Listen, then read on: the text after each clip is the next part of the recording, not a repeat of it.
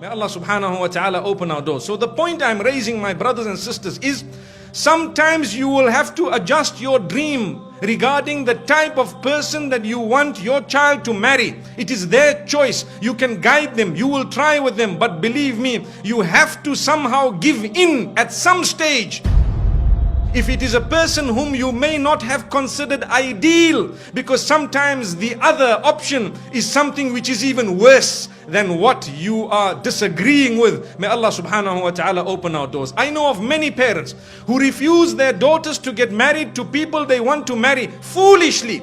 Allow your daughter to make the mistake and to come back divorced, being your daughter so happy with you, and you will be able to guide her with love. My daughter, didn't I tell you anyway? Now you made the mistake, you have come home, we still love you, we embrace you, and we still recognize you as our daughter, but it would have been better if you did not make the mistake. She will say, Dad, I love you forever for standing by me and for looking after me, instead of saying never ever. And she becomes a person who is an eyesore for you. She becomes depressed, because today people become depressed when they cannot marry whom they want to marry, and it's our fault. We sent them to the schools, we sent them to the various mixed type of educations, we did this, we did that, we had a place in the mall where we were every week, we did not dress them appropriately when they were young, so as they grew up they did not want the appropriate dress. We are the ones who placed them in front of the televisions, and we subscribe to the dirtiest of the internet channels or satellite channels and so on, and then we expect our daughters to still have a good Islamic choice of a spouse.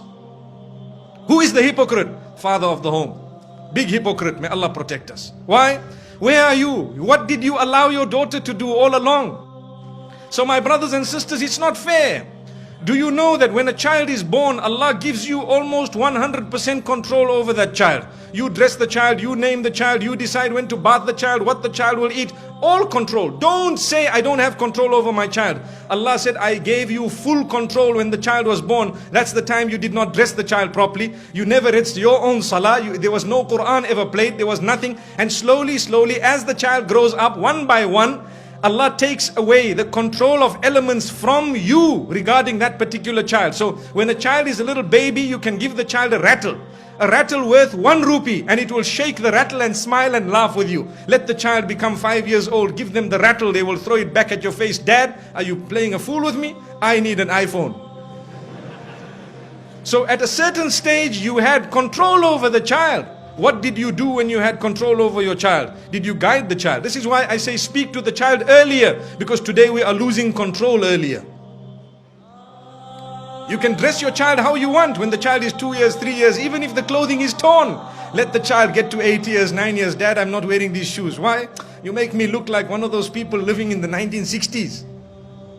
Dad, I need the latest, this Nike Air, where you walk, it bounces, May Allah subhanahu wa ta'ala protect us, grant us goodness and ease.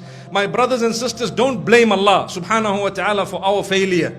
May Allah subhanahu wa ta'ala grant us success. So this is why I say, sometimes we need to adjust. The reason is, how can we allow, or how can we facilitate for our children to live happily ever after, when we did not let them marry the person they wanted, we made them marry someone they did not want.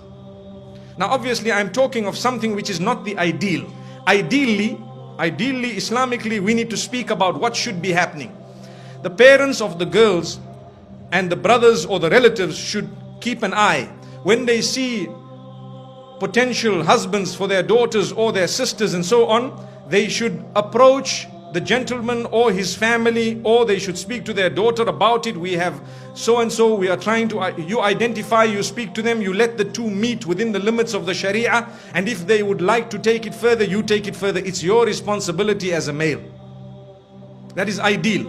And if the daughter says, no, I'm not too happy, don't be angry, no pressure. My sister, you have the right.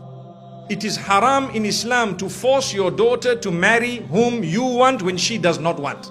Totally forbidden. It is a major sin, in fact. You cannot do that. It is her choice. She can say no. At the time of Rasulullah sallallahu alaihi wasallam also, there were those who said, no, I don't want to marry this man, and they were not forced to it. May Allah subhanahu wa ta'ala grant us goodness.